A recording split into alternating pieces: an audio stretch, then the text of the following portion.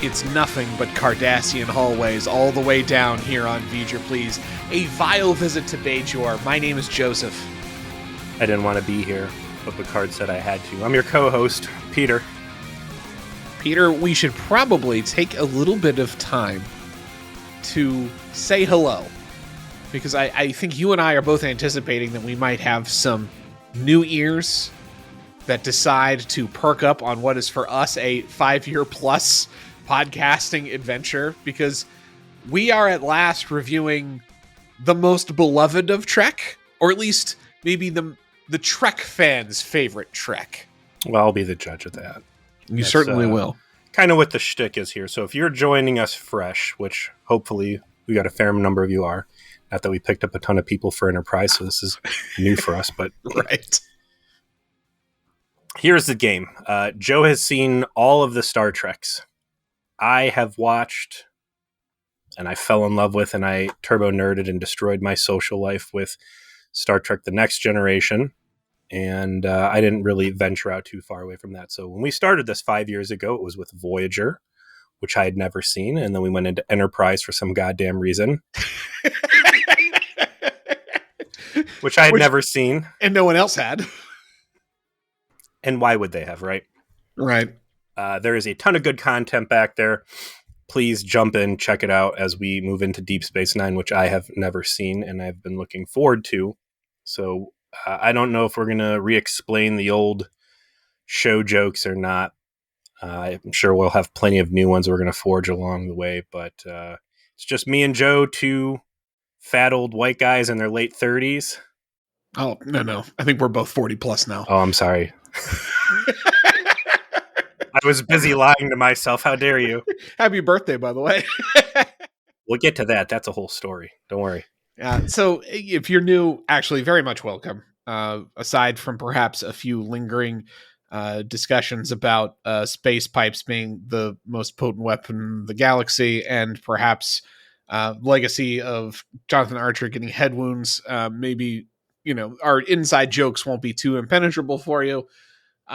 Peter and I like to have a good time talking about Star Trek. We're huge fans. We wouldn't be talking about Star Trek every week to a micro audience if we didn't. But when we have fun with it, we're going to take the piss, as the British might say. And if that is your speed, if you want some people who are willing to love what they love, but also be realistic about it, welcome. That you will be in good company. We got a fun community of people for you to engage with, and we would love for you to be part of the experience. If you are a turbo nerd who wants to hear nothing bad about your favorite show, get out now while you still can. We are nerds first, and sometimes comedy that hits second. And it all comes from a place. I'm a critic's third.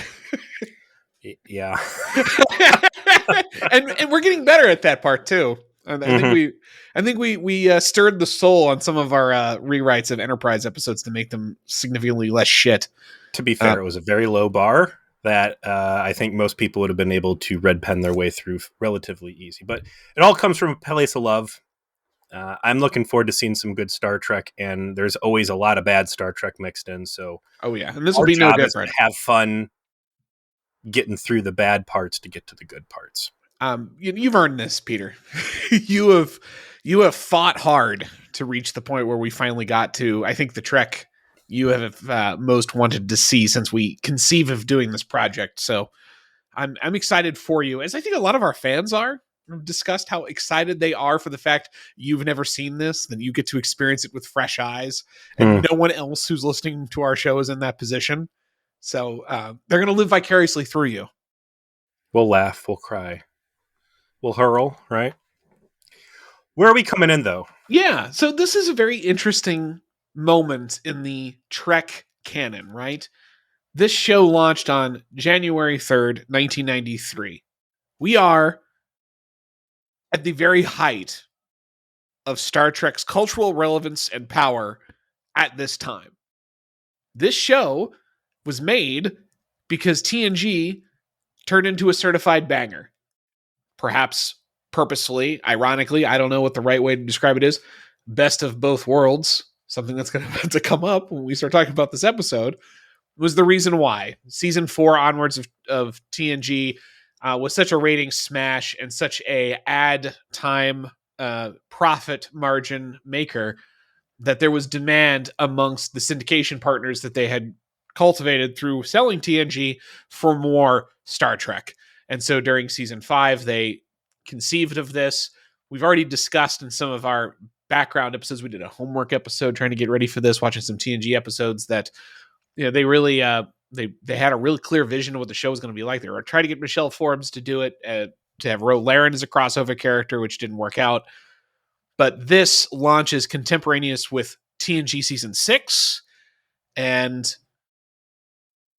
it is a function of Trek in its ascendancy, if that can be believed. For the franchise, it's a big deal because this is the first time you do have two separate shows running at the same time in a shared universe, telling very different types of stories. I remember when this came out, I think I watched maybe the first or second episode, and at that point I was in, I don't know, I graduated in 2000, so wherever that puts me in 93. I did not like it. It was too dirty. It was not a cool ship flying around doing cool good guy stuff. They kind of made Picard out to look like an asshole, and I dipped, and I said, no, I'm not interested in this. I'm going to stick with my next gen. I'm curious how many other people ended up doing that. Clearly the show we're starting with here is not going to be the show that this thing turns into. There's going to be some wild changes that I'm looking forward to, but Star Trek, yeah, big fucking deal at that time. And it was just a different world of TV back then, for better and for worse.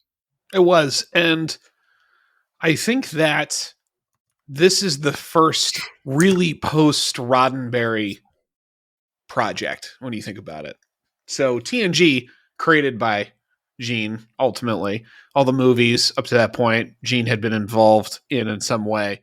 But he has passed by the time this is hitting the screens. So in more ways than one, this really does represent a step out of the Gene Roddenberry ambit and into a version of Trek more like how Rick Berman specifically envisions it. You're going to hear a term a lot on this podcast, which is post-scarcity utopia.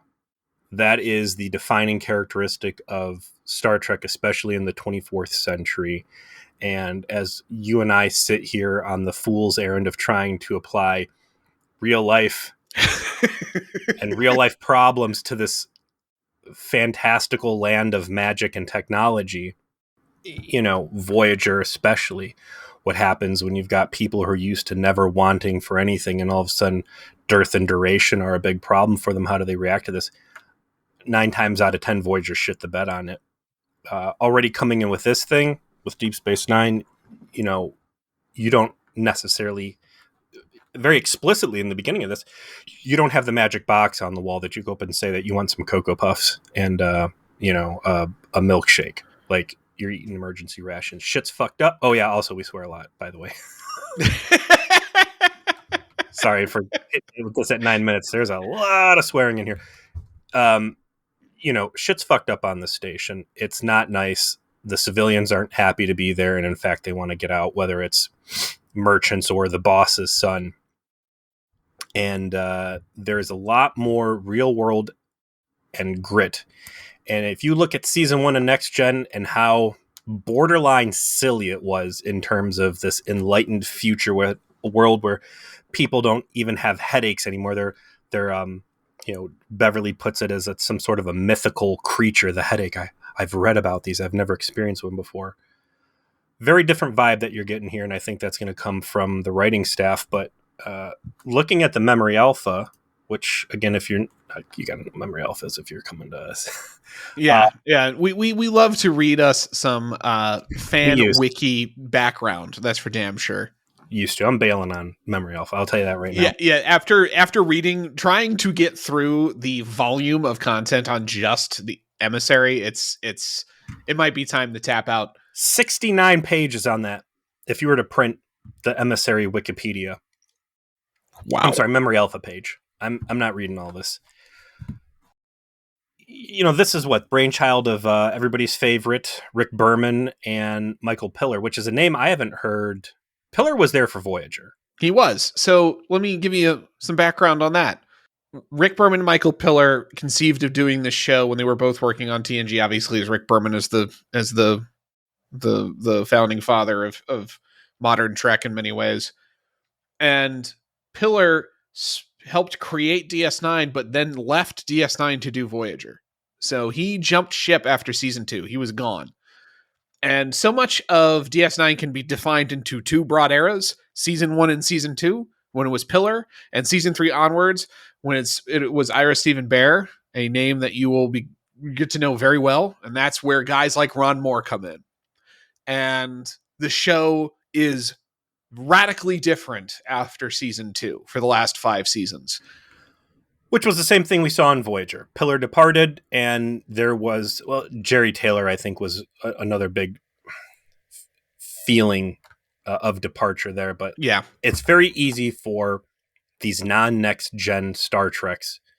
You get a new showrunner, Enterprise, really the crowning jewel from what I've seen so far. Yeah, Manny Koto season 4 there being like, what a turnaround, you know? And not to shortchange season 3 either. The showrunner has all the power and can make all the difference on what the end product that reaches your eyeballs actually are. And that's not to say season 1, season 2 of DS9 have no merit. They certainly do. And it's not to say the continuity of things that happen in season 1 and season 2 don't matter for the future. They do, and it does. But there's a huge vibe shift that hits the end of season 2. It's unmistakable. It's in the story. And it's really... the show figures out what it's about at that point and does not depart from that line. But we have a lot that's very well defined from the start. And Peter, as with tradition, can you tell us what that start is? That start's going to be season 1, episode 1 of Deep Space Nine, Emissary. This was a double-length episode. There's a part 1 and part 2, which I'm sure probably broadcast together. First aired 3rd of January, 1993, teleplay by Michael Pillar, story by Michael Pillar and Rick Berman, and directed by David Carson, which is a new name for us. So, and there's definitely going to be some DS9, specific names that we're going to get to know in the director's chair as well. This guy's not one of them, really. He directed Generations. I think that's probably the thing that he's most known for. Well, we liked Generations, and that was one of our Patreon episodes that should be out in the wild at this point. Speaking of D, let me tell you a little anecdote about my experiences yesterday. I was so happy, Joe, because we've been on break after completing Enterprise, and we're running some of our old content, and I knew that we had our podcast today, so I watched. Today is May 3rd, Friday. That's when we record. I sit down Thursday to watch this episode, May 2nd, my birthday, and I was like, oh my gosh, what a treat. To me, I'm going to get to watch the first episode of Star Trek Deep Space Nine on my birthday. Happy birthday, right? Happy birthday, indeed. This goddamn show, Joe. You know what it did to me? Because I forgot it was a 2-parter and I didn't structure my night right, and my kids are running all over the place because they're so jazzed about birthday and eating all that ice cream and cake. Mm-hmm. By the time I get them to bed and I'm watching it, my wife comes downstairs, who very rarely gets involved in Star Trek. But she liked Battlestar Galactica, and she knows that Ron Moore is involved in this, and she's like, I'm going to watch this with you. I'm like, cool. And it ran so late. She got tired. Goddamn Deep Space Nine cock blocked me out of birthday sex on my birthday. Oh, God. Oh, damn. Peter, I did not intend for that to happen to you. You know, if you had told me you needed to push it back because you just weren't able to finish the episode because you had something else that you needed to finish. The Tears of the Prophet had to wait. It's my birthday. You know, listen. The kids are asleep. That is a sacrifice. I don't think I'd be willing to make. It's one I make for this podcast, right? You and I might not make any money on this, but that doesn't make us any less professional. Well, it's true. We're here for you. So this is a double length, like you said. So this is technically episodes 1 and 2 of the season. And this is a common tactic on the part of Trek. Every single one of their premieres are feature length, essentially. And we begin the teaser, in a very familiar spot, a very dark and familiar spot, and that is Battle of Wolf 359. It's a gift that keeps on giving. Has there ever been a sci-fi vignette that has gotten as much deserved mileage as Wolf 359? Well, yes, I think probably you could look at the entire Marvel Cinematic Universe and probably find reused vignettes in that have a lot more purchase. But as far as Uh, Trek goes, this is definitely the gold standard. I'm not saying necessarily stock footage. I'm just talking about an event. Oh As yeah, far as Space 911s go, 359 is the Space 911. it is. And for the first time, we're really getting a view of the battle as it was waged, because of course the Enterprise wasn't there, but certainly Picard was, and he is there as Locutus, uh, barking his demands as Starfleet begins to intercept the cube. And on a vessel, the USS Saratoga, a Miranda class vessel, is a lieutenant commander who we now know as Benjamin Sisko, who is doing his first officer thing. There's a captain who's a Vulcan, played by J.G. Heltzler, by the way, who we're going to get to know a lot better later on. And so when we've met watching Enterprise, who's the Klingon lawyer, he is a much younger and, shall we say, hulked out looking guy in this particular episode. Things don't go good, as we well know here at Wolf 359, and sure enough, the Saratoga takes a couple hits, and He then it sure is was a pretty beefy Vulcan. You don't usually see big man. you don't see like linebacker Vulcans very often. New. So he's lieutenant commander. Sisko is in this part, yeah. He definitely has a different. He has the hollow rank pip, and he's promoted to commander by the time we see him again. Well, it's difficult for me to tell because let's talk about this elephant in the room right now. Oh no, yeah.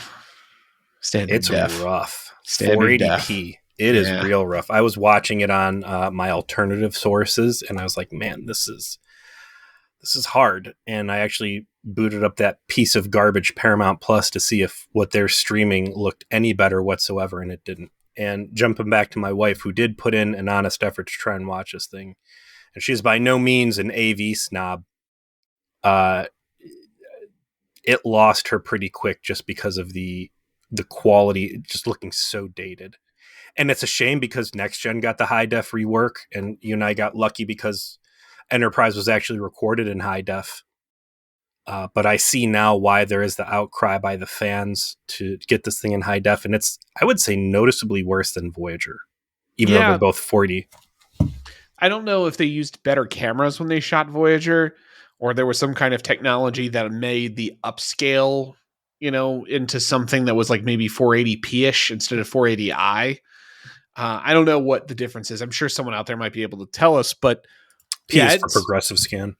It looks bad. I didn't affect me because I'm used to it. All right, I've rewatched the show so many times, it's like I don't even see it anymore.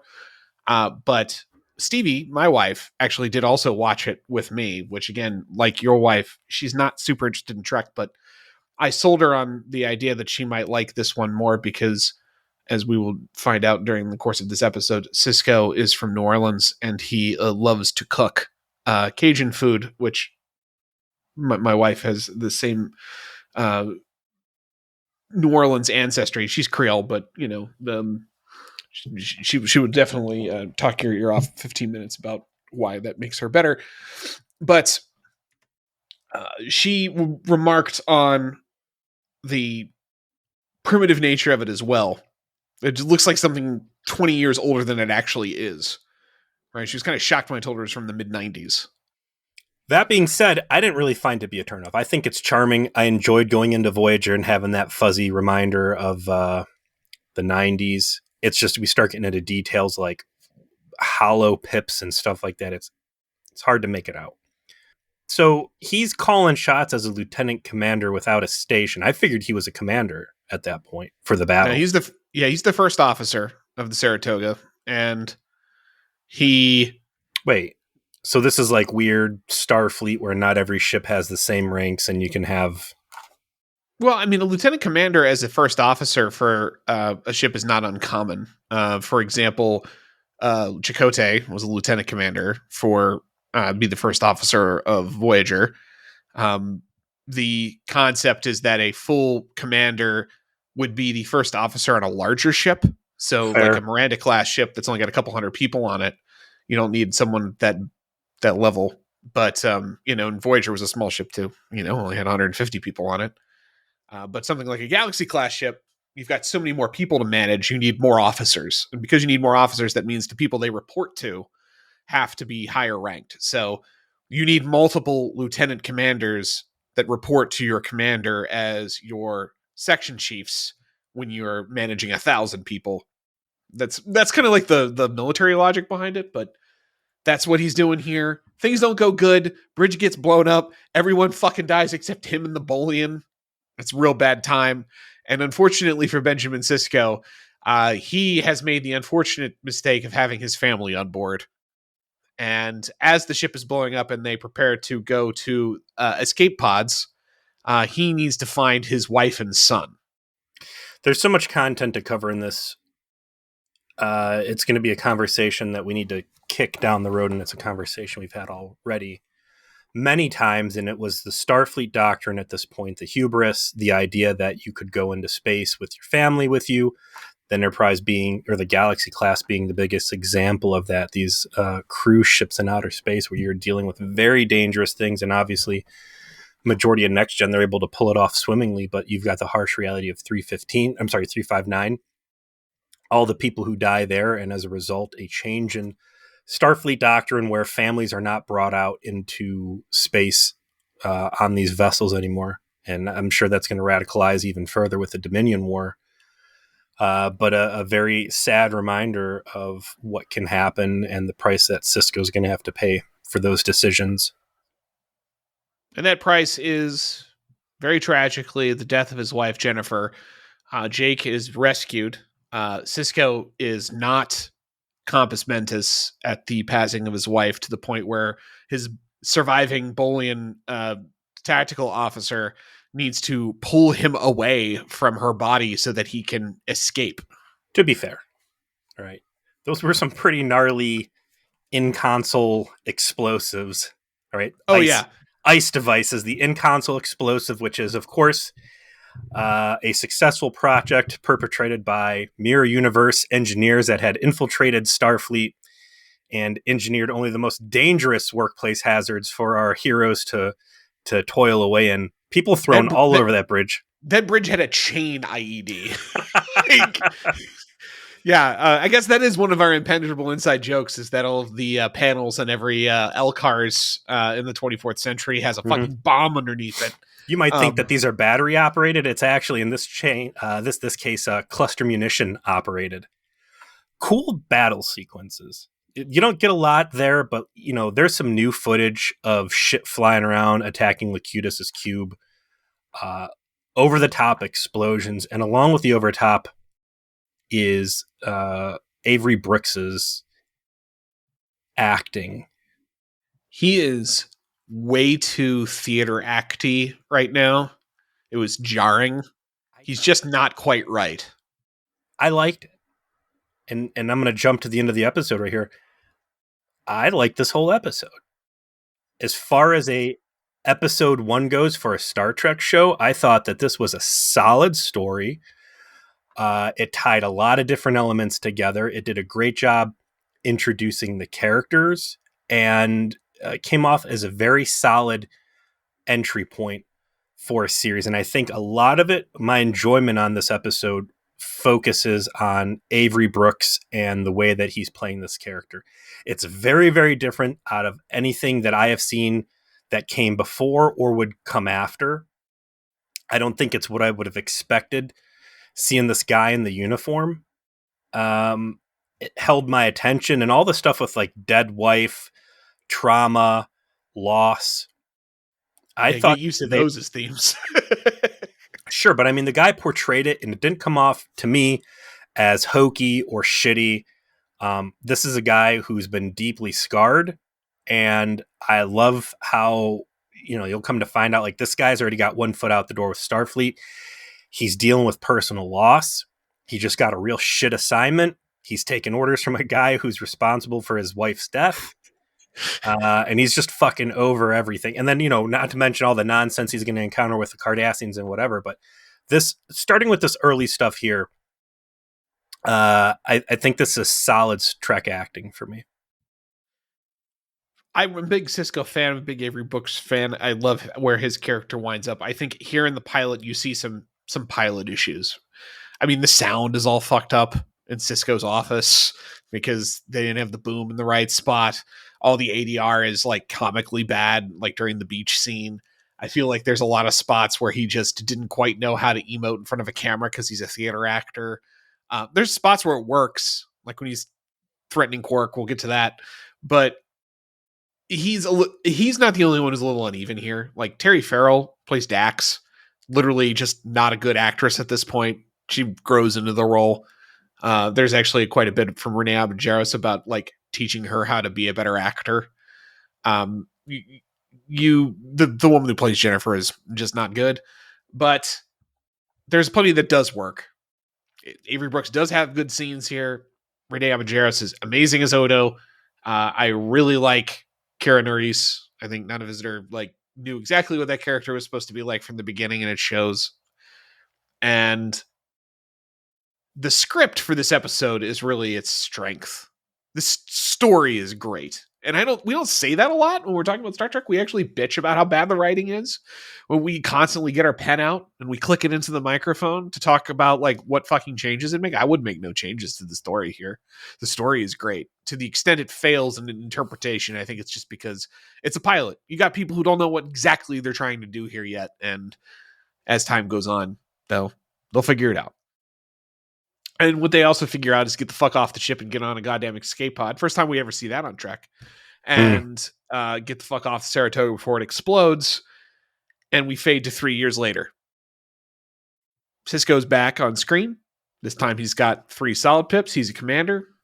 He comes up to his son, who's fishing on a stereotypical bridge in a very, stereotypical looking river, talking about how they're going to be going to Deep Space Nine for his new assignment. There'll be kids there. Don't worry, this is going to be fine. Sure enough, we're on the holodeck. And what we see out the window before the end of the teaser is the space station itself. A very different looking place because it's a Cardassian space station, not a Federation space station. It does not have the smooth, swoopy lines. It's very hard-edged and filled with hallways. Not a trace of a express a nice Holiday Inn Express to be seen anywhere. No carpets. Very hard floors. Well, you're talking about sound. That's stuff they got to cope with. Like part of putting carpeting on the bridge of Federation starships is helps control sound, and those will be growing pains. I think they square away pretty easily. Visually, very, very different. This grand Gothic structure. Again, I think that was one of my turnoffs. I'm watching Star Trek to see cool Starfleet stuff. This dirty ass old Klingon. What Terek Nor was a mining station, right? Yeah, Cardassian, not Klingon. Sorry, Cardassian. Very different design language, and watching through on this, I like the amount of commenting that the main characters have on it. Sisko pointing out that the prefect's office is elevated, so everybody has to look up to him. The difficulties that O'Brien's having in trying to get systems up and working, and things just not being where Starfleet engineers would think they should be. So, speaking of Chief O'Brien, when we commence, we should talk about the song, the premiere. We're back in a safe place, Peter. We're far away from, anything about anyone's heart.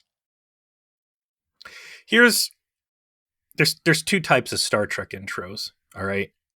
Right.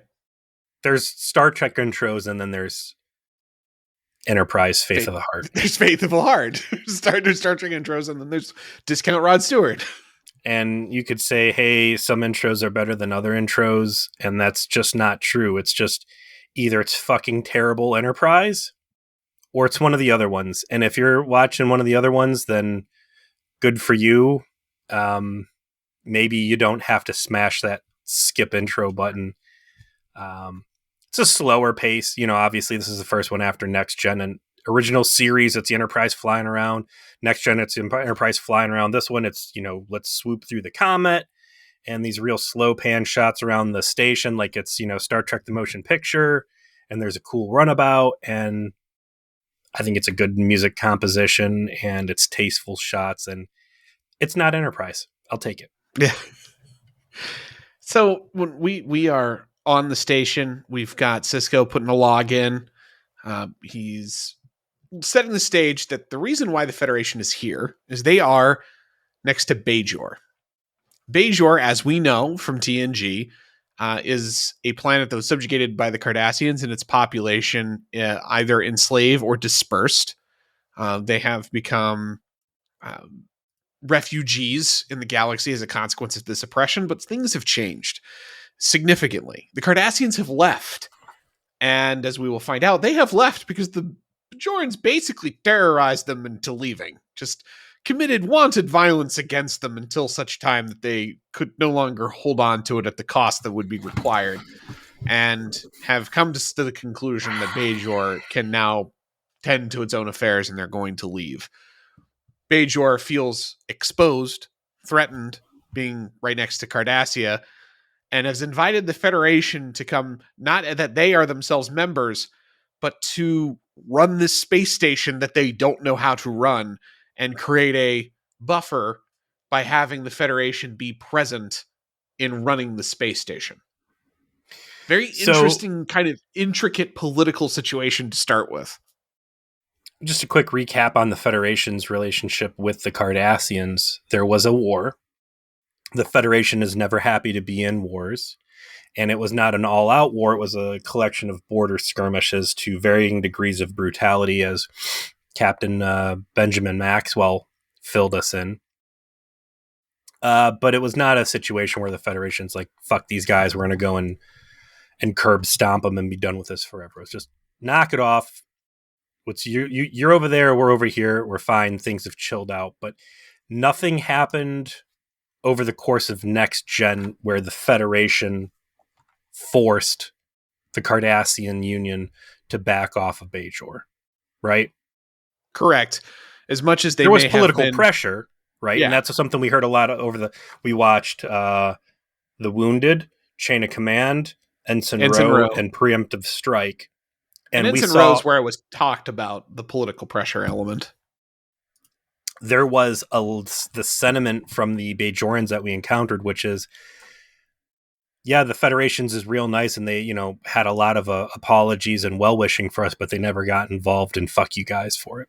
Like, you haven't really done anything concrete. And in fact, a couple of cases we saw like Starfleet admirals working against the Bajoran interests. So, interesting choice to have the Cardassians back off on their own, fully withdraw. And the sentiment from Kira Nerys and some of the other Bajorans is that basically they finished strip mining anything of value off of Bajor before exiting and trashing everything on their way out, as exemplified through Deep Space Nine, which looks like a hurricane blew through there.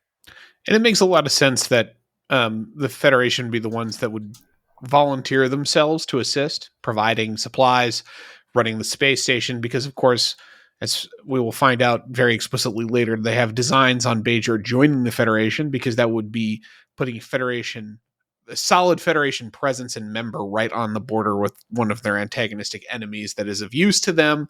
And, of course, there is the moral element that this would help Bajor recover from everything Cardassia has put them through. So this is a very clear sign about how important the continuity of what we already have established within TNG, really segueing directly into what's happening in DS9. They're not explaining this context all that much, to be honest. You get enough if you don't know anything, but if you are someone who has spent a lot of time in this universe, this is all the more rewarding in terms of the choices that are being made here. But as part of this log and talking about the situation, we find out that the new chief of operations on DS9 is a familiar face. It's one Miles Edward O'Brien from the Enterprise, who has shown up here to basically be the chief break-fix man for this Cardassian garbage heap. A choice that makes a ton of sense, I think, on two levels. One, you don't need some hotshot engineer who's going to do innovations. You need someone who knows how to jury-rig things and make the machine work. which your grease monkey with 20 years experience is going to be more that guy. And second, it's Cardassian technology, so you probably need to have somebody who's used to interfacing with it, like someone who is a veteran of all of those border wars we just talked about.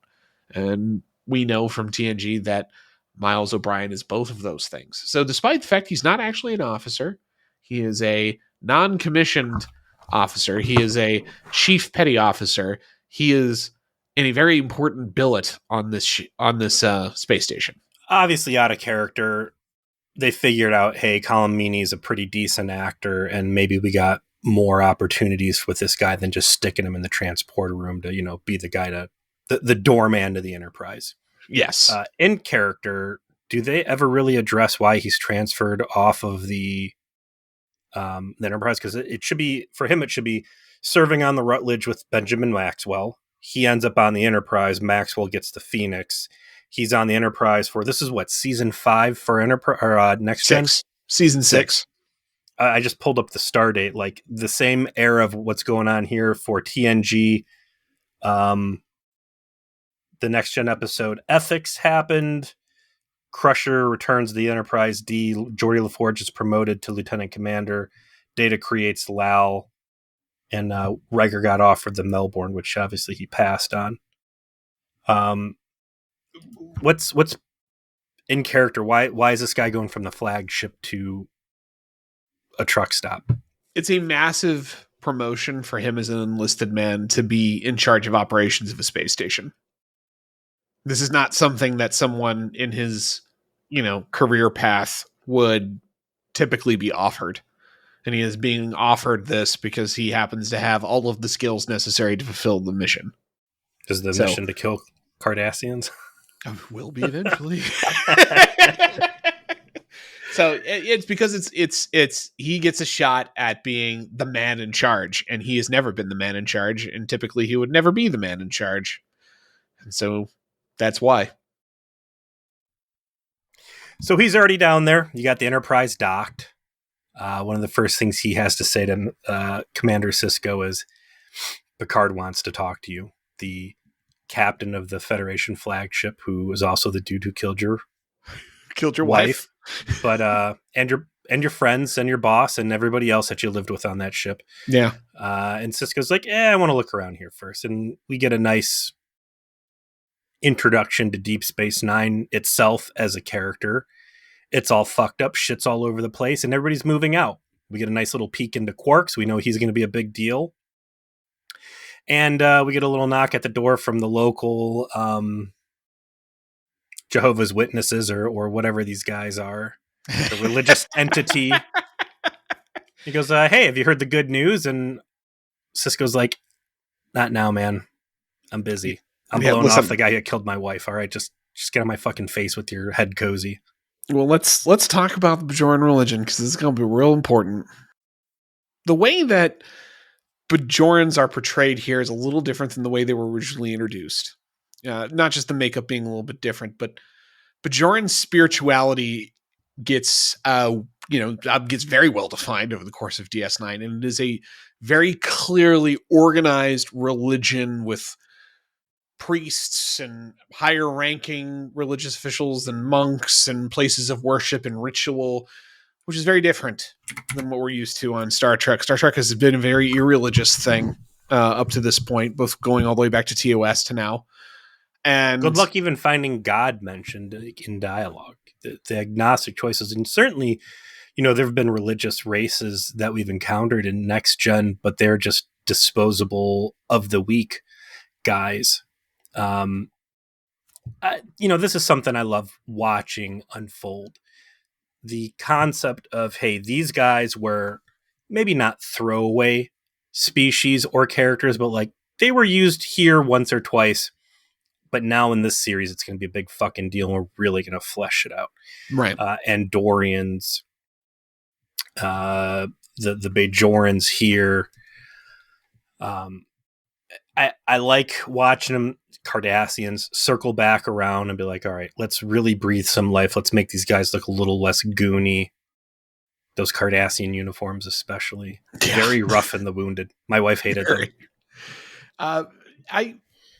I really like that they make religious life central to the Bajoran story, and that Bajorans are a deeply spiritual people, because it provides a strong level of differentiation between them and everyone else that we've encountered in the Trek canon that we focused on like this, right? And it isn't a gimmick, which I think is really important. It's not a joke. These people believe, and it is really, really, really intricate and integral part of who they are. And because they take it seriously, the script takes it seriously. And because the script takes it seriously, you as the viewer can kind of accept that they're taking it seriously, and you can suspend your disbelief, even though this is a made-up religion for a made-up space people, and you can accept that this is being translated to you in a way that you can identify with. And even if you're not yourself personally religious, the show always treats with respect the concept of faith, which is an overriding theme through the whole 7 seasons. Man, when's the last time we were able to say faith and I have to immediately follow it up with of the heart? The heart. Yeah, unlike of the heart, it won't make us vomit. So after a brief encounter with one of the Bajoran monks, he go ahead and heads up to essentially the bridge of this facility. It's ops is what it's called. And that's where he notes the prefect's office, as noted, that is above everything else because it's very militaristic. Everyone has to look up to the leader. He goes up there to meet with his Bajoran first officer that he has requested, one Major Kira Nerys, who is very upset at the current state of affairs and begins her conversation with her boss by talking mad shit to him and throwing things and basically having a temper tantrum and reminding him that she was a terrorist and she's definitely murdered a lot of people. Kieran Nerys, formerly known as Ensign Rolaren. I will say they apparently dramatically rewrote the role once they knew they weren't going to have her. Sure. So it wasn't going to be exactly her at this point, Sure. But when they originally conceived of it, this should have been Rolaren. Great job pivoting. Would have been nice to have Michelle Forbes in there, but Nana Vister, exactly what you said. This lady just sat down, watched Aliens, said Vasquez, got it.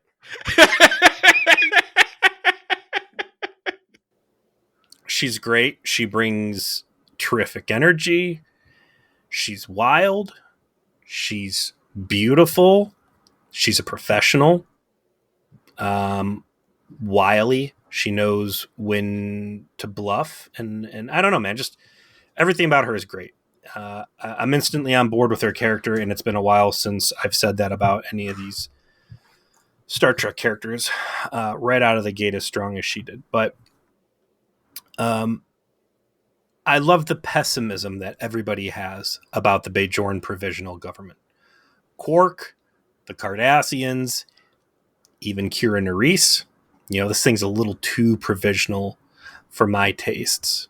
Everybody thinks that this is a fly-by-night operation, that it is going to collapse and that there will be bloodshed.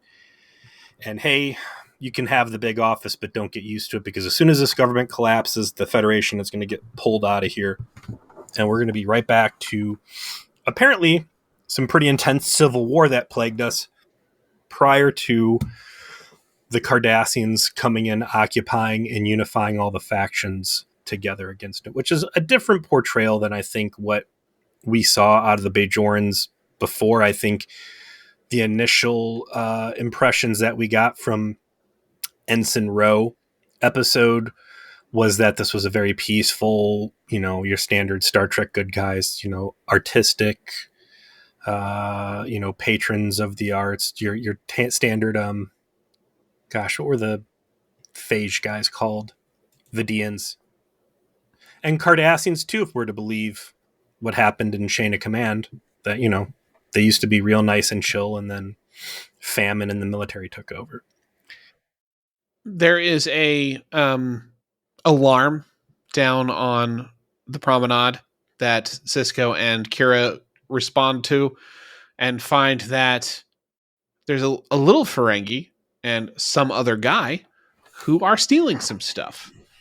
They get caught out in the open by the two of them and another guy we haven't been introduced yet.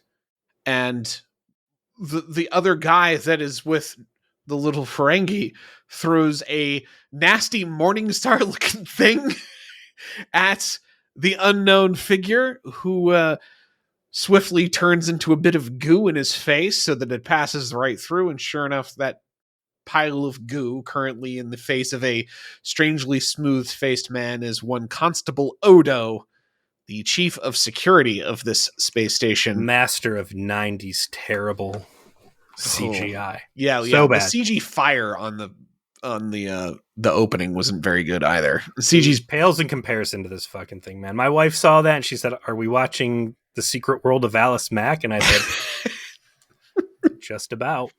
Yeah, I like that. They're in the middle of like some light breaking and entering, and instantly other guy like escalates it to attempted murder by trying to like skull crush the sheriff's face. The Odo is played by Rene Abenjeros, who's definitely the veteran actor out of everyone here.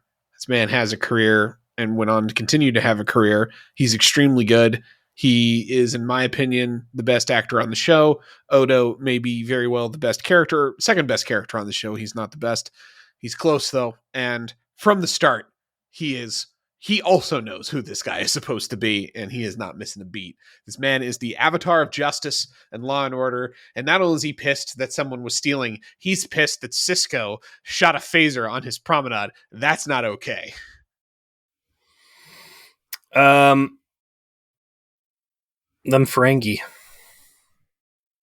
What a disgusting, terrible atrocity the Ferengi inclusion in both Voyager and Enterprise were. And, a very troubled species from Next Gen that is many times a very thinly veiled racial stereotype. What a Herculean task the guys wearing the makeup are going to have in front of them, pulling the species out of the dumpster fire that everything else has been happy to heap it into. Fortunately for them, the guy who's going to be doing a lot of that lifting is Armin Shimmerman. He helps to find Ferengi in a way that makes more sense rather than just being a joke. Also, your note about it being a thinly veiled racial stereotype, I do find it somewhat interesting that the vast majority of Ferengi actors are Jewish. So Armin Shimmerman, Max Rochencheck, who's the guy who plays Rom, his brother. Wallace Shaw shows up as the Grand Negus later on. It's a lot of sons of Abraham all around when it comes to being in that makeup. And, is it that they're in on the joke? Sure. One would think, right? I don't think they would not notice the implications being provided. And because they're in on the joke, I think it kind of makes it more okay. What happens with the Ferengi is really no secret. I didn't watch Deep Space Nine through, but I'm very familiar with the character. He was on Voyager, Lower Decks, and everything else. Like, it's a great character, and you see that right off the jump here. Another guy that comes in knowing what he wants to do. God, is it that these guys know what they need to do, or is it just the script is good and it's giving these guys the correct tools to get the job done? Well, I think that's the difference between him and, say, Terry Farrell, right? Like, the script is good. We've established that. This story is excellent and we would change nothing. But Armin Shimmerman has been on Star Trek before. He's played Ferengi before. So to him, this is not, some new thing for him to try to do. Like, he's got some experience in this specific production environment, and he's better equipped from the beginning. Guys like Renee have a lot of experience being actors that they just are able to land where they want to be with this, whereas some folks need a little bit of extra time. You're laying down all this love for Odo. he's good. There's nothing knocking my socks off, and it's because he's playing the straight man. It's hard to get excited about the straight man. That was Tim Russ with Tuvok in Voyager. I don't know who I'd want to call it in Enterprise because Reed was fucking miserable to be around, but many times your straight man is the security guy, right? Right. And these people become terrific when they get paired with the clown. Neelix, it'll clearly be Quark in this, and the interesting guy is able to bleed over and give the straight guy texture and complexity. So I'm not falling over myself for Odo at this point, but I think Armin having a game plan with this guy, like, you are not a disposable villain of the week this week. Like, you are unscrupulous, but you're going to need to get mileage out of this guy, and there's going to have to be a considerable amount of growth, and you're going to have a lot of growing to do. There's a lot of cool potential. We got to build a strong foundation off the jump. He starts as a bar owner who's leaving town because he is afraid that the provisional government is going to fall apart, and people like me are lined up and shot. This guy's a survivor. Like many Ferengi, he's a coward, and he gets out before the going gets tough. So the little journey he gets to go on here, which is ultimately his nephew gets arrested over some flimsy stuff, and Sisko, in a very un-Picard-like thing, that's really what we're going to keep coming to, is like, how do we make this guy not Picard? And I wonder if there was a conversation on Next Gen, like, how do we make Picard not Kirk? Or if they were just like, this guy's going to be Picard, we'll let Patrick Stewart flesh him out because he's an amazing actor, and we'll make the writer's room learn to write juicy stuff for this amazing actor to do. That's got to be it. They had to go, Picard knocked it out of the fucking park so hard. We need another strong leadership guy. But it's got to be different. It's got to be a different kind of leadership, and you're absolutely right. They set the tone perfectly, wherein Sisko sees the situation, understands his need, right, which is he needs businesses to remain because this is not Federation space. He doesn't have everything he would have if he's in Federation space. He needs people to have businesses that people can go to and patronize with their money and get supplies. Merchant. You hear it 4 or 5 times, and that's not a word that you ever heard in Next Gen unless they were down on some primitive culture. Gold Press Latinum, there is money here. This is not a post-scarcity utopia. There's commerce, there's capitalism, there is a need for merchants to bring their wares and hold the community together. You are not going to be a shop owner. You are going to be a community leader, which is something that I love that Quark like laughs at. Like this honorable notion of civil service almost is laughed at by Quark. And Sisko knows this guy needs to be there, and he is willing to do whatever it takes to make him there, which is basically threaten his nephew with a life in prison. Yes, it is so very much exactly the difference between Sisko and Picard is that consistently his character is portrayed as the man who's like, I think the solution here is that we're going to blackmail this man. Like, I think what's the dirtiest thing I can do to succeed? Let's do that. And it's been a while since we've extorted somebody. Yeah, it's not even the only dirty deal he does in this episode. Like later on, he's like, how do I prevent the Cardassians from seeing me doing things? Quick, get the guy who turns into goo and get him on the ship and have it sabotaged. Like, he gives no shit.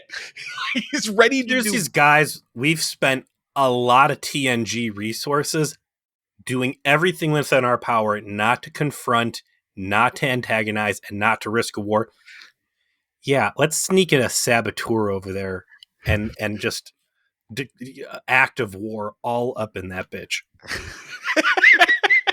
Do they flesh out why Sisko seems capable of doing dirty shit on the level that he is? Because everything we saw out of like Next Gen, and again, Enterprise, it's the flagship. It's the best of the best. It is the good guys of the good guys. And you can say there's a very high bar of moral character required to get on the Enterprise. A, because it's a flagship. B, because Picard has created this weird bubble within the Federation where nobody may be evil on the deck of the Enterprise who reports for duty. Is this Deep Space Nine just been like, look, these are these are constraints that are too difficult to tell a show in, and we need to like real world these people up? Or has Sisko like have some sketchy ass history and he's like bringing the streets in with him? I think it's more that Sisko, because he's lived some life and he's had some loss, he doesn't have the same moral frame. That's not to say he's not moral, but he understands that the world is harsh and terrible and it will kill you. And you're better off playing hardball to succeed in your noble goals than trying to, shall we say, play the nice way. And consistently, as the show continues to develop and these choices continue to put front of Sisko, he's at least consistent on this. That I'm going to do some harsh shit because I know that's how I'm going to succeed at doing the thing I need to do. That's just how he's built different. He just is. It's just his personality. So he blackmails he blackmails Quark in their first meeting in a very artful way, where he's like, your son, your nephew, he's going to spend the best years of his life in prison, in a Bajoran prison, and you could prevent that. And Odo's eating it up. He has a great line after the meeting's over and he leaves. He's like, and to think that I that I thought I wasn't going to like him.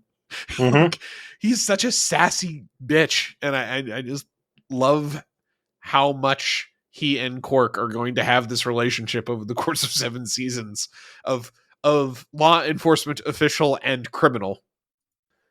Sure enough, after he's done doing that blackmail, he starts having a conversation with Kira. They're like picking up trash off the ground. He's getting a little bit more information and finds out that essentially the Bajoran Pope, someone named Kai Opaka, is the only figure that could potentially prevent the Bajoran government from collapsing in the near term. She's got the juice to make everybody unify. And has he had his meeting with Picard up to this point? He has that beforehand. I guess we did skip over that. We shouldn't, because it's very important. He comes into this meeting, which he has been reminded of 3 times now, I think, to go up to the flagship and talk to Picard. He comes in very unhappy. Oh, yes. You can see like Picard's got some tea out. He's like going to have a little conversation with the guy. Oh, great. Guy's going to be the commander of the space station. I'm going to, give him some orders and, wish him well. Very involved in this Caradassian Bajoran thing. I've got a stake in the matter. Yeah. And then here comes this scowling man who rolls up to you and says, yeah, we've met before. I was on the Saratoga at Wolf 359, and just stares into your soul for the next 10 minutes. Picard's like, oh shit. One of these guys. It is really well done on Patrick Stewart's part, obviously, where he is immediately put on the back foot after that's the opener, right? He's not ready for that. He has not conceived of the idea that this man's service history involves all of his friends being killed at Picard's hands. Which is stuff we know weighs very heavy on Picard. This isn't stuff where Picard's like, oh, get over it. It's like, yeah, I'm still fucking trying to come to terms with this shit too. I haven't even gotten to first contact yet. I haven't had a chance to smash a conference room display or anything. This is very fresh wounds for everybody involved. But hey, this is a big deal. Your job is to get down there and to unify these people and keep the government together at all costs, because they are applying for Federation membership. I really want to see them get in. It's important, and we need to get this going. And Sisko's like, yeah, well, I think I'm going to quit. So... Well, he says, yes, now that I'm raising my son alone, as he continues to burrow his fucking hatred directly into Picard's bald head. I was real happy working on Utopia Planitia, doing engineering stuff, which is apparently this guy's background. Yep. But, and again, that goes back to something we've mentioned before. Each captain has a core competency they came from. Kirk was a tactical officer. Picard was a diplomat. Janeway was a scientist. Archer, a man-child. Yeah, man-child. Sisko's an engineer. He's a ship designer, in fact. Um, he is doing things we've never seen out of a Starfleet officer, and that is, these guys aren't getting paid. They never really flesh out, unfortunately, just how society works and what would draw you away from your beautiful life of luxury, living for free in the post-scarcity society, the Utopian Federation, while going to the holodeck to get your dick sucked and just eating calorie-free French fries out of the magic box on the wall every day, because that's what I'd be doing. Fuck going out into deep space and having some insect eat out the back of my throat so it could stick its tail out, or getting turned into a fucking space diesel zombie, Borg. But he's like, I was happy before and I joined Starfleet. I'm miserable. I've got a kid I'm trying to raise. They stuck me in space ghetto. And I think I'm just going to go home and be happy and not deal with this shit. And I'm not going to kiss your ass. A, because you murdered my wife, and B, just because I'm pissed off. And if I'm going to quit anyways, who cares? And there's the fun little power play there that ends with Sisko like, listen, just because I'm about to quit doesn't mean I'm not going to try my best while I'm here. So get off my dick, step off my balls here. Let me do my thing. My space station's a fucking mess. I got to go get a broom and dustpan and start cleaning this thing up, and being up here with you for a tea party's not helping. And Picard just kind of has to take this hostility, which normally he wouldn't, right? Like, Sisko is inferior to him in the grand scheme of things. He's ranked below him, and yet basically he gets away with maximum aggro and just shy of insubordination, and Picard has no choice but to look sullen and just kind of accept the abuse. And it's a very interesting dynamic, and one that makes you understand Sisko's strength of character, that this man is intense and he does not fucking care. Interesting look for Picard too, because the last thing we watched was Preemptive Strike, where it is not a story told where Picard is one of the main characters. Picard is a side character the main character is interacting with, and it is a Picard who has to behave very uncharacteristic, where he's threatening people's jobs and afraid that something might fail, and then ultimately has to deal with failure and anger after someone, very successfully stunts on him. And then us watching this thing where, again, he kind of gets shithoused. Again, I think that was one of the things that turned me off initially, was that, like, here's this beloved character at the peak of next gen power getting shit on by this new guy in the context of, being a 42-year-old watching this. Very interesting, very robust. There's a lot of layers to what's going on here. And this opening meeting sets a great counter to, what their closeout meeting will be at the end of Emissary Part 2. So after the conversation with Kira, where he's getting a little bit more intel, and with the specific order from Picard, you will do everything short of violating the Prime Directive to make sure that the Bajorans are ready to join the Federation, which is very important. Those are his orders. Run this place, do your job, but your real job is to make it so that you can help Bajor join the Federation. Well, they're not going to join the Federation if they're fighting a civil war. So job one is, I got to talk to the Bajoran Pope. And obviously you wanted the star power here, but, like, shouldn't it really have been an admiral doing all this? All this briefing and, like, quest giving. I mean, technically, probably, but if you can get Patrick Stewart to do it, that's just obviously a better choice. Yeah, but why would you do that instead of having your best guy? To be fair, Nechayev would have been a great. And Nechayev shows up in DS9. I mean, spoiler, but don't worry. Shitty admirals are all over the place. Uh-huh. DS9 is not spared. So you've got the A plot. We're back to A plot, B plot, I guess, effectively. A plot is Sisko is new, and there's a starbase that needs a lot of work and a crew that needs to come together. B plot is magic orbs. Well, okay. Let's set the stage for that for a second, because I got a little spiel here. He goes down to talk to the Bajoran Pope, Guy Opaka. who never meets with anybody but agrees to meet with Sisko. Goes over to Sisko, grabs his ear, kind of like fiddles with it, says something about his strength of his paw. This is like his spirit, and then takes him to a secret lair where there is this, like some sort of, a bat cave where she opens this box and it suddenly overwhelms him with a self-aware vision of him when he met his wife. And he knows it's him meeting his wife, and eventually like figures out that he is to play along with the way it actually went to, finish the experience he's having. That's where I think some of the awkwardness for me comes in. I don't think he quite knew how to play that scene, and the person he was playing against was not helping him.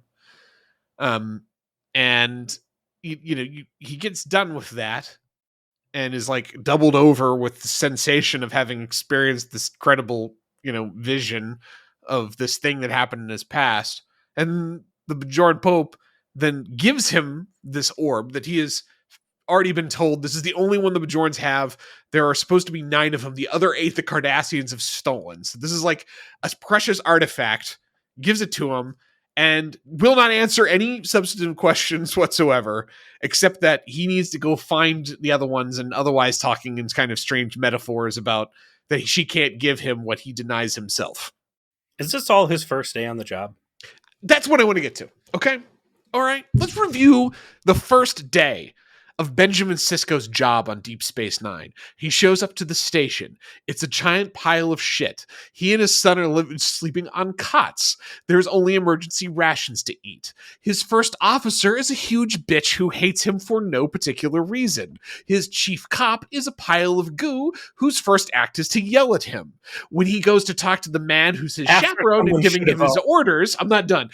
He goes to talk to the man who gave him his orders. It happens to be the guy who killed his wife and all of his friends. He does not like him. He gets orders for this job he doesn't even want, where he's on the ass end of space, not even actually in Federation territory, where he has to help a bunch of people who are manifestly not ready to join the Federation to join the Federation. In an effort to try and do his job the best he can, he finds a way to talk to the most important Bajoran there is out there to try and unite people, and this crazy bitch decides to fondle his ear, then take him to a secret cave where he is then traumatized by reliving the experience of meeting his dead wife, and then is handed this magic orb and given a mystic quest. So he then, what do you think happens? Do you think he like beams back up to DS9 and like, where it's like maybe O'Brien comes over and he's like, "Hey boss, how's your day going?" He's like, "It fucking sucks, Miles. It sucks. Fuck you." This job sucks. You suck. Everything sucks. I have a quest now. What am I supposed to do? I have to, what in the World of Warcraft is going on here? Do I have to skin 5 boars too? Like before I go turn this back in to the weird mystic who's going to give me my first epic? Like what the fuck? Let me tell you what happened, Miles. I went down there. She had a little clicker. All right. We walked into what I thought was a fountain.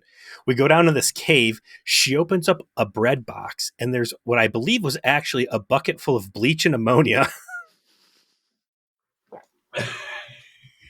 I black out, hallucinate about my dead wife. I wake up. She shoves this thing at me.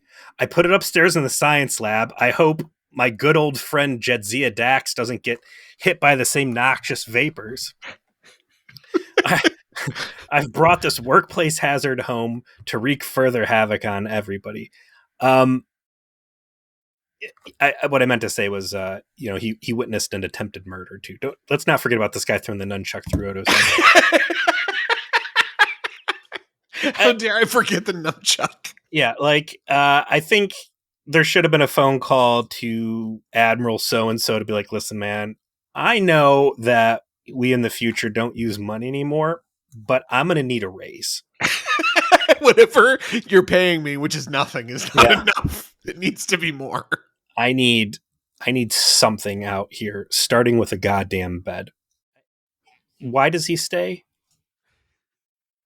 Okay, we'll get to that. So we haven't gotten to why he's going to stay yet, but we're getting there. the next part that happens is actually two more of the main characters show up. So we have a quick cut to a log.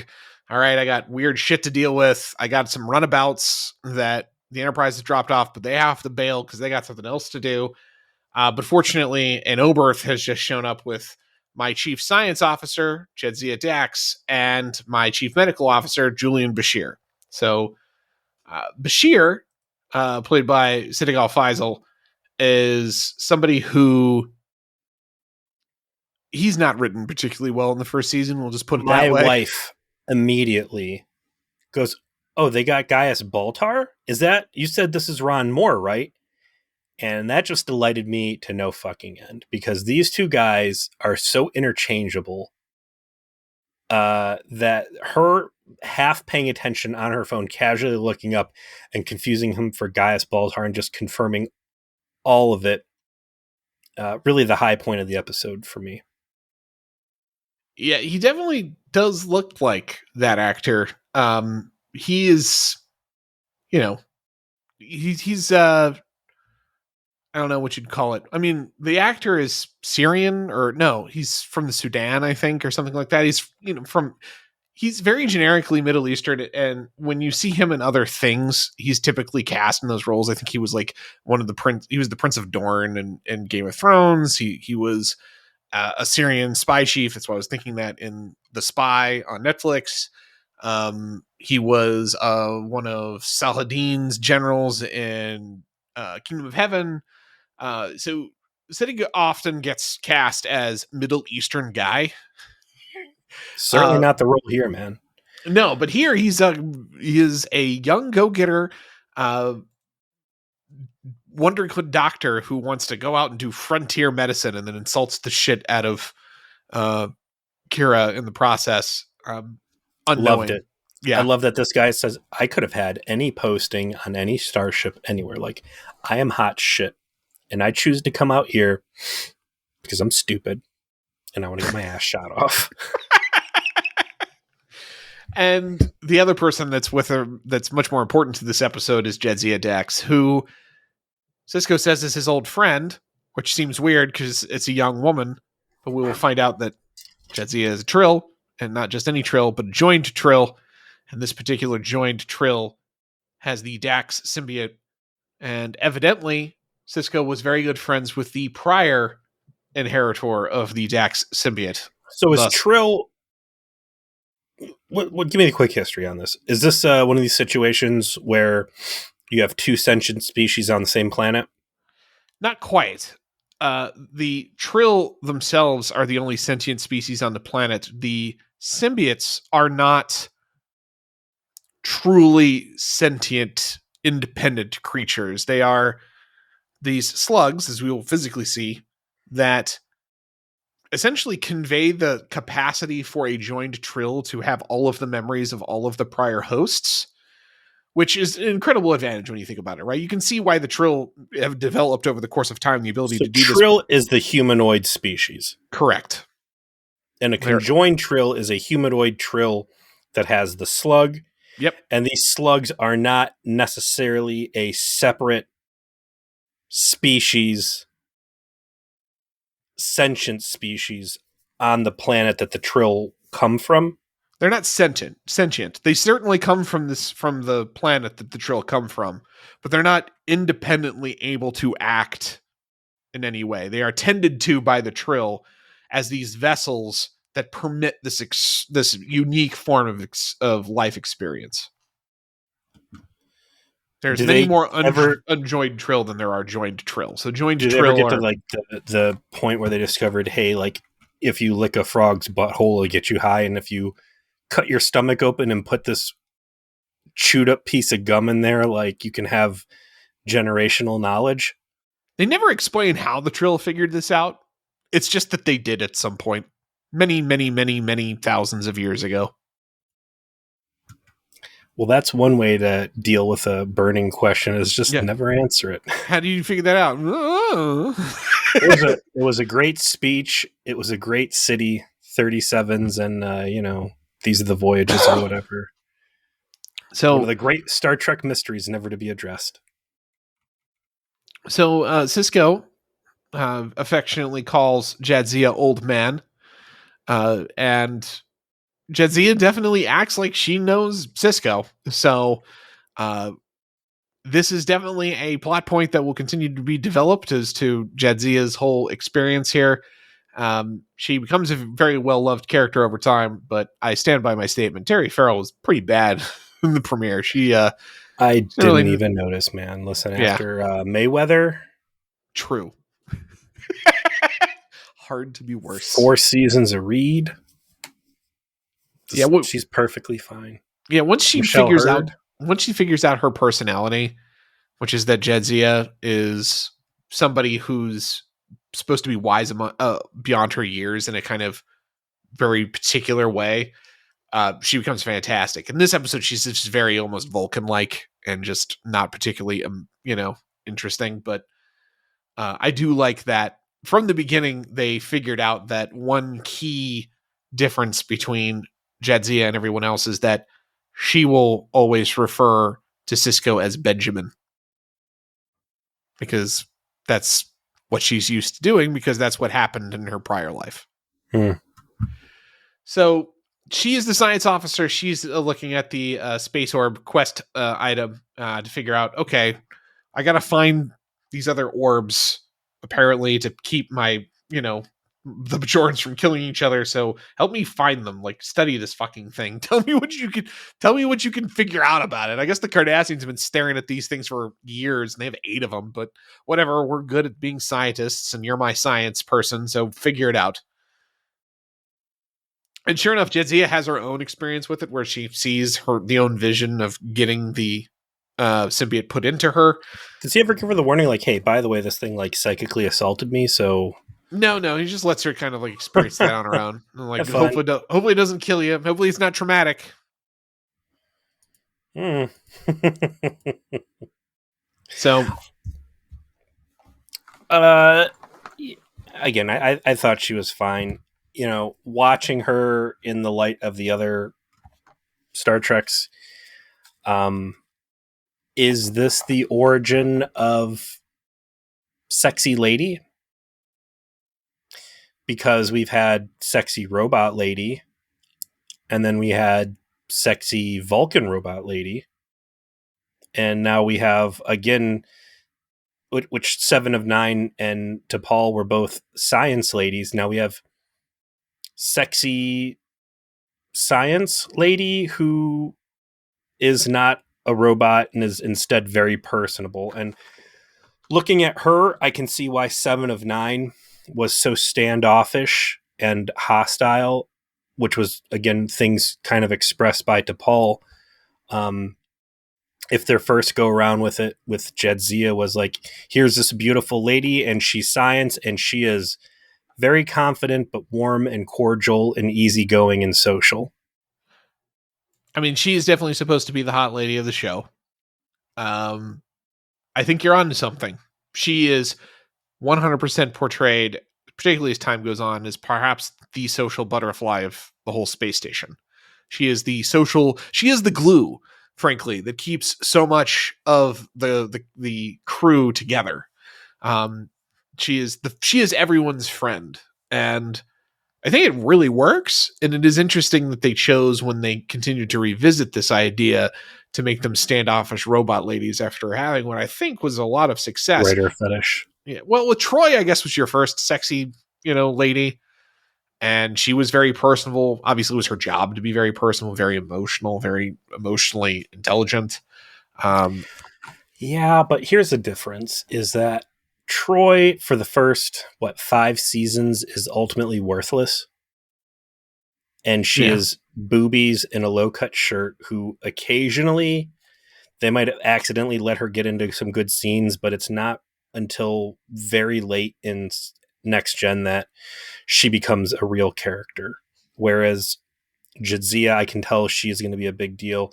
Jadzia, 7 to 9, T'Pol, they are big characters that are subject material experts, and confident and useful in ways that Troy wasn't.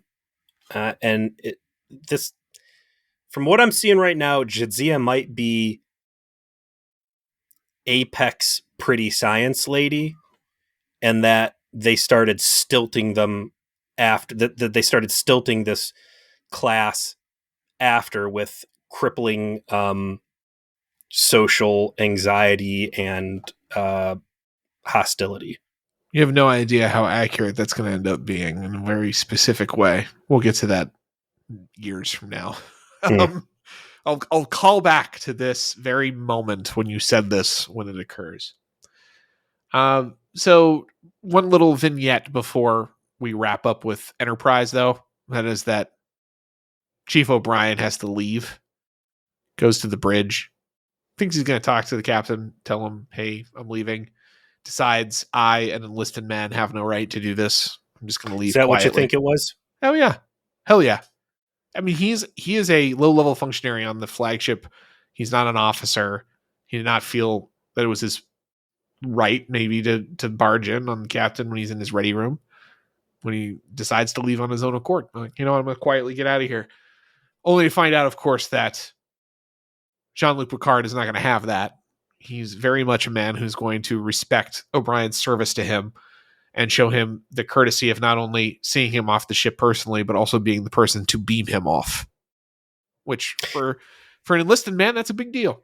It is a big deal, but in light of everything that happened with Sisko, I felt like him going up to the bridge, looking, and then leaving was almost felt like he might have had some hidden beef with Picard too. And in light of the wounded, like, was he pissed that he got Benjamin Maxwell like shit canned? Like, what's going on there? But I think what you're saying certainly jives. And if there's one thing we know about O'Brien, it's that he has a fierce loyalty to his former commanding officers. I'm curious how many times he says the name Picard from here forward on Deep Space Nine. I mean, the Enterprise comes up enough. Picard, I think, is someone he does mention with some frequency, but he certainly his O'Brien brings up the shit that happened on Enterprise a lot. And obviously more so when Worf shows up, as you would expect. Yeah. Keep forgetting Worf's going to be on it. Yeah, I mean, it's a different show by the time Worf shows up, so it's like probably not worth talking too much about right now. Sure. But yeah, that is something that does eventually happen, and it really does change the show quite a bit when he comes, in a good way, in my opinion. After the Enterprise leaves, who should show up but another extremely pivotal character? This is a fucking ensemble. There's just tons of people to meet. They keep showing up. Some of them aren't even in the main credits, and one of them is the main antagonist of DS9, and that is one Gul Dukat, a character everyone knows, even if you've never seen Deep Space Nine ever, just from the memes alone.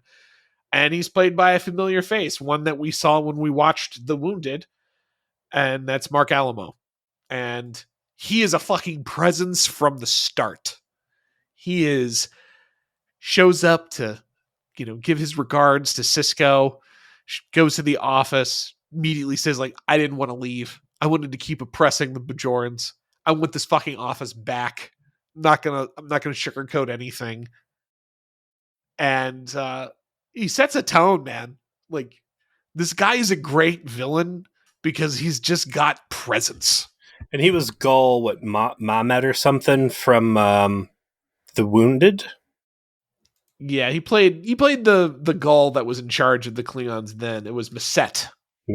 And again, this is a guy that seems like, hey, I want peace.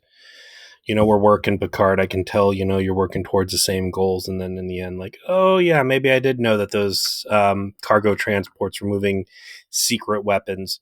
Comes in much more hostile, much more cocky. He gets a real nice intro to the show by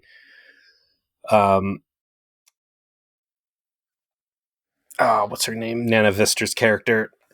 Kira. Like, yeah, this motherfucker. He's a trouble. He's a problem. He was the man who was in charge of oppressing Bajor until they left. It was his job. I like the way that Sisko handles him. Yeah, come on. Like, again, Sisko's willing to play shitty politics with this guy. Yeah, come on in. You guys can come gamble. After you fucking trash the place, you're going to come over here like cowards now that the Enterprise has warped off. You're going to slink in here like some fucking Powerpuff Girl gang. tertiary villains come in here being shitbags.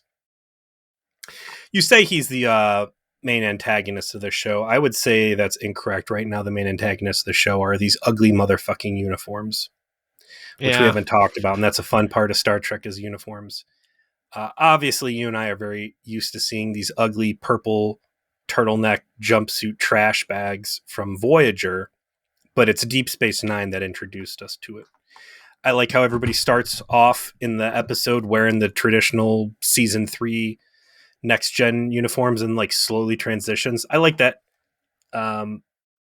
O'Brien, when he goes back up to see Picard initially, he switched back into his old uniform. I see why they introduced the uniforms, though. Just this is a different channel. This is a different track that these people are on. This is a grounded place. This is a place where you need to roll up your sleeves. And that's something you can't do with the other uniforms, as exemplified by O'Brien, who has his sleeves up and he's just covered in shit pretty much from the jump here. I think original idea here was that the DS9 uniforms were specifically the uniforms worn by those who are in service in a space station. Mm-hmm. That's what I figured. Yeah. And like you said, it allows for the costume to have a little bit more versatility in something like rolling the sleeves. I think eventually they decided it was a better look overall. It looked a little bit more modern. Stupid. No, it didn't. And stayed with it with Voyager. I think they should have just redesigned the uniforms entirely for Voyager and just had something that was new, that was more reminiscent of the TNG stuff, except just, not newer? Quite as 80s, but yeah, I'm not, I don't hate them as much as you do. I hate them enough for both of us. Okay. That's true. You do. It's nice because eventually you're going to get rid of them and switch over to the First Contacts. Yeah, they wear them less of the runtime than Voyager does. Thank God. These uniforms are my change of heart for or faith of the heart for Deep Space Nine. The Cardassians, just smarmy assholes. It's nice carryover. They're bullies. They're brutes. Graceless too. They're like Klingons. At least have a vibe. They can be bullies and they can be assholes, but they have a certain je ne sais quoi that's somewhat more respectable. The Cardassians are just dickheads. They're spoon foreheaded dickheads. And they never failed to be portrayed that way. Just fascist assholes. They're just very jackbooty and not fun. So, we talked about there's a couple different themes going through this episode, introducing us to the cast and the extended cast, getting the space station up and operational, introducing us to this religious political strife down on the surface. And then there's this magic orb quest, which at first I was like, this is fucking stupid and unnecessary, and really the low point of the episode for me is this. Yeah, little did you know. Mystic magic bullshit. And I know you said Ronald Moore is not involved anymore, or not involved at this point, but like, I don't know. Maybe it was Deep Space Nine that gave him the taste to go the stupid religious angle that he does in Battlestar Galactica. But really what the orbs are going to be is a jelly bean trail to lead Sisko out to what we will, of course, come to know as the only stable wormhole in town. It is literally the biggest deal in the galaxy is what gets found here. So they find Dax does her job, figures out that this particular spot within Bajoran space called the Norius Belt is where these things are coming from, which, by the way, the Federation not knowing that makes sense. They've never been here, right? This has been essentially within Cardassian controlled space. They've never explored here. They never investigated any of this. So the fact that it's just really actually down the street, and the Cardassians are just not very good at science and didn't figure it out. What's over there? We can see what's over there. There's nothing over there. Why would I go over there? Right. What's interesting here is all the people to, oppress and pillage on the surface. That's where the party's at. Who cares? Yeah, that's where all the That's just an oil or empty whatever. field. That's just an Yeah. empty field. Fuck that. Oh, So wait, what? The most important thing in the Alpha Quadrant is here? Moops. She gets assaulted by Sisko's brand new party favor, the Tears of Dakan, or what? The Tears of the Prophet. Which, what's the ultimate rules calls on these things? They're magic, right? well, they're not magic so much as they are technology so advanced as to appear to be magic. That's really the whole thing with the prophets, right? Like that's going to be ultimately the difference between the Federation and the Bajorans and how they interpret it. But she gets the vision, she does her job, she figures out that they show up in this place called the Denorius Belt. Sisko runs the little op we talked about to take down the Cardassian sensors so they don't see what they're going to be up to. Was Quark in on why his bar was closed? Absolutely. 100%. He's the one who hands the bag. He's shooting furtive glances at the other two. He's 100% in on it. Because I'm watching and I'm like, he seems pissed off they're closing him down, but it also looks like the Cardassians are cleaning him out. Yeah. Like, It I was would the think work. he'd be. Yeah. So clever play there. See you later. Here's a bag full of shapeshifter.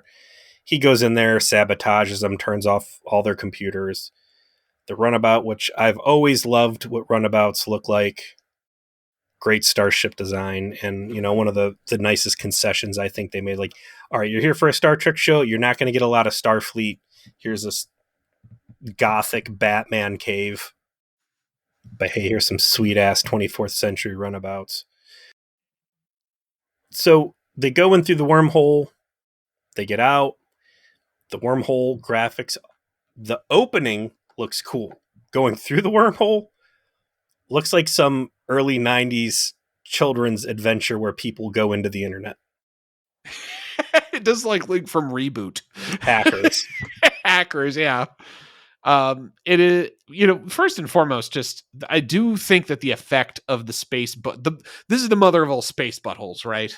This is Full the big, prolapse. yeah, this is full prolapse of the space butthole. It opens up. That effect actually works super well. They go in. Inside is hokey. The internet. Yeah, it's But dial up. but when they come out the other end and they realize, wait a second, we're in the Gamma Quadrant. That was a stable wormhole. This is the holy grail, right? Like, this is the most exciting thing that you could possibly find if you're a fucking space explorer. It's like, you mean to tell me that right here at the ass end of space, in this place the Federation just showed up to, there has been all along a secret squirrel stable corridor from one end of the galaxy to the other? You mean to tell me that this is a real thing and that we just found it? They're Rags to riches. We just went from... This is the worst assignment to the most important place in the galaxy. Like, Picard literally says that. What was what's the Park Place? Is that Monopoly? Is that like the hottest shit? Boardwalk. From deep Section 8 to Boardwalk. We got to get home. Let's go. They fly back in. And then they're in CGI fun time where Jadzia is in a beautiful park and Sisko is basically on the Planet Hell set with caves. My wife's like, these fucking caves again? And I'm like, it's a Get staple, used to dude. it. They Get used to it. just keep showing up. They're right up there with Jeffrey Combs, all right? They are there. Jadzia gets put in a life escape pod and they shoot her out in a little CGI bubble, but they keep Sisko around. And I will be honest with you, at this point it was pretty late. Some of this got a little weak for me. I may or may not have fallen asleep for a couple minutes, I don't know, but it's an impressive scene. Like, and you see this stuff, and I don't know if there's so much derivative stuff after. I don't know if it was already derivative at this point, but like, we as an alien species are so far beyond you. We are timeless. We cannot communicate you like normal people. So we're going to infiltrate your memories and we're going to have a conversation using different key points and corner memories of your life as characters in those memories communicate with you, which from a technical level very impressive. I can only imagine the amount of different scenes they had to film for this. And I think Oh that yeah. Avery Brooks does a terrific job maintaining the same composure. Like he is moving through this conversation in a rational escalation and like tone of voice, and he has great consistency through it. And the other characters playing the distant aliens that are, completely foreign to all of this. Great, but it went on too long. It lost my attention. Like I said, I fell asleep a little bit. It I think that this is the most Star Trek of things, right? Okay, Sisko's about to do first contact with, as you said, aliens so far advanced don't even really conceive of linear time as a concept. It sets a tone. They're confused by Sisko. Some are threatened by Sisko. He tries to explain things. Sometimes he's being, very sincere. Sometimes he's being a little jokey. Sometimes he's being serious. And he's trying to navigate this. And like you said, the performance here is very consistent. The conversation is very flowing, it's edited very well. But the key thing that ultimately kind of gets conveyed here is the aliens keep trying to tell him, you keep saying that your existence is linear and the past is gone, but you keep existing here on the Saratoga where your wife died. And it's when he finally makes the leap and understands, oh, I guess my existence isn't as linear as I thought, because I live here. I can't let this go. And that gives him this epiphany of them understanding him understanding them, and all obviously a huge breakthrough for him personally of being able to move past the death of his wife dominating so much of his life. I think that's all very well done here in this scene, and it's the sort of thing you love out of Trek, when they really do something. I don't want to call it experimental, but a little out there, right? Like, this is all kind of not metaphorical, but it does require a little bit of thought and understanding to get what's going on and why. It's fringy. Yeah, fringy. And yeah. For the little bit I did try to read the encyclopedia that is this Memory Alpha entry, there's a lot of callback to Encounter at Farpoint and the fringe that was there, and the bigger story of, there is an alien entity that is so much more powerful and so very foreign to us, and where it was a very superficial experience in Next Gen Encounter at Farpoint, clearly this is going to have long-term ramifications. So while this negotiation / first contact is going on, first Ducat shows back up after he's got his computers turned back on and heads towards, where this whole thing happened, and decides to help himself to the wormhole as well. Although apparently it didn't like him very much, and when he went in, there's a massive explosion, and the thing is sealed. This makes all of the other Cardassians mad. 3 other ships show up and start threatening DS9, which, by the way, Miles O'Brien has managed to move with Jadzia's help. Let's talk about that. Yeah. Hey, we know the space station's supposed to be here for Bajor and, whatever. Hey, turns out there's some really important, cool shit that's much more interesting to the Federation over here. We're going to go ahead and move this thing. Well, it's also extremely important to Bajor. I mean, that's absolutely what Kira says, is like, this is going to be the most important thing in the galaxy if it's true.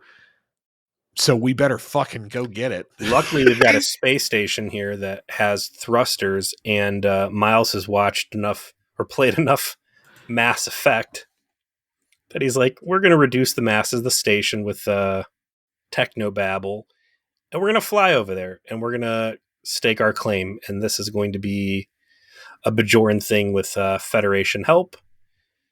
And or I don't know, maybe rip the station in half and everybody dies. We'll see. Sometimes you got to roll the hard 6, Joe. He's out there doing the Miles O'Brien special, which is kick the damn computer until it works. I like that they're setting a tone for him as the chief of operations, where he's not a hot shot. He is the dirty mechanic that is trying to keep this fucking engine from falling apart. They get into position.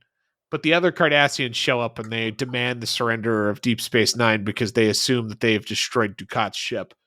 And that's where a very interesting kind of moment hits where Kira and O'Brien, who have personally fought and killed Cardassians, are like, yeah, we're not fucking doing that. Like, that's a bad idea, and we will not be doing it. But they only have 6 photon torpedoes, and that's it. They barely have shields. They don't have phasers. They're not in a position to defend themselves. So they try some bluffs.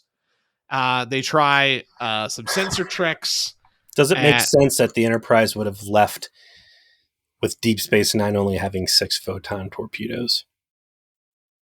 I think it makes sense if you assume that the presence of Federation officers on Deep Space Nine in orbit of Bajor is not going to be something that Cardassia would be willing to attack unilaterally. But this is now a whole different set of circumstances that you weren't banking on happening, sure. Right? And I think to a certain extent, if you're tasked with unifying Bajor and reinforcing peace, then gunning up the old starbase in orbit wouldn't really factor into that, and if anything would like predispose you to nonsense versus exactly what you said, like, oh, now we've just found a gold mine and scavengers are going to be coming and we might need to defend this thing. So it's a nice deficit with reasonable lead into it. And I think that's really the theme of this entire intro, is that everything makes sense. And what we've harped on Enterprise and Voyager is that you just get shit ramrodded. You could have thrown in a little bit of throwaway dialogue as to why a situation was the way it is. And they would always just be too lazy to do that. And you'd have these ridiculous situations. And I don't really feel like at any point are we standing in a situation looking around saying, what the fuck? Short of, Benjamin Sisko's very bad first day of work. And why he didn't immediately just come back and say, like, wow, that was exciting. I fucking quit. That was really exciting. Whoever the next guy is going to be coming in is going to have a really fun report to read. I'll see you guys later. Goodbye. There was a very important thing that was said by Kaiopaka that I want to return to here, which is that she said how ironic that someone that does not, someone from another place is to be our emissary. That does not want to be here. It does not want to be here. Who was it that dropped the line? Was it Kaiopaka also? Was it the Things We Left Behind? Which is the name of the documentary they do? Eventually, Sisko does have that moment of epiphany. And when he does, off screen, some additional conversation happened between him and the prophets. And sure enough, he winds up coming back out of the reopened wormhole with Ducat's ship in tow. Ducat tells the Cardassians to back off, and he reports, I've made a deal with the aliens in this wormhole to allow passage into the Gamma Quadrant. Congratulations, guys. We're in the toll booth business now. Yeah, guess what, guys? This is the Northwest Passage into the great unknown part of the galaxy, and we are at the mouth of it, charging $750 a head to go through. Exact change only. So that's what actually sets the premise of DS9 is, this is going to be a highway into a vast amount of new exploration. And that means weird shit's going to come through this hellmouth. People are going to go out there and they're going to find weird shit. Odo, he's like, I don't know where I'm from, but when I was found, I don't know what I am, but when I was found with this other stuff I might be from the Gamma Quadrant. Like, when he tries to insert himself mysteries into the mission, it's like, listen, buddy, nobody hit the tab for more information over you, right? Like, just let us go do our mission. Conversations for later, but what is Deep Space Nine supposed to be? What is their vision? We're pretty late in this episode, so I don't want to go deep into it, but just a discussion maybe for next week. Because to me, I know that Deep Space Nine is going to become Dominion War, the series, right? Right. This is going to be the premier wartime product of Berman era Star Trek, and shit's going to get for really real in here with war crimes and murder and a lot of death and cool ship battles. But at this point, like, what did Michael Piller and Rick Berman really set out to make? Rick Berman dirtied up the post-scarcity utopian society, Section 31, all that other stuff. Very not Gene Roddenberry things. So did they think they were going to get 7 years of mileage out of the toll booth premise? Where did they think the series was going to go versus where did it actually go? I mean, they knew from the start they wanted to create this. I mean, one thing we haven't mentioned actually that they're somewhat inspired by here, or at least allegedly somewhat inspired by, is Babylon 5, the other space station sci-fi show going on at the same time, which was this big, this is a big UN in space type of situation. They wanted a similar spot where it's like, okay, we're going to have the space station and it's going to be at the hub of a very important place where weird shit's going to happen and weird people are going to show up, and it allows us to have a mix of civilian and uniformed people. We can have regular kind of recurring characters that can come and go from this place, and it's not going to be weird. That's I think at the core of your answer. Yeah, we don't need to send people out on a ship because we're going to bring the plot to us. But you and I are going to be going forward. Again, for our purposes, we're going to go by Memory Alpha episode designations, right? So this was episode 1 and episode 2. So the next one will be 3, yeah. Season 1, episode 3, past prologue. Bajoran terrorists test Kira's loyalties to the Federation when he attempts to rid Bajor of the Federation for good. Written by Carolyn Powers, directed by Rick Colby. Interesting, they're going by Winrick, not Rick in there. Certainly names we recognize there. We're gonna see some regular faces. Don't get me wrong. I mean, there are DS9 specific faces that we've spent most of our time talking about. I'm talking Rick Colby. No, I know. Former paramour boyfriend of Kate Mulgrew. Kate Mulgrew. Yeah. So, looking forward to it. I'm glad you've enjoyed your first taste.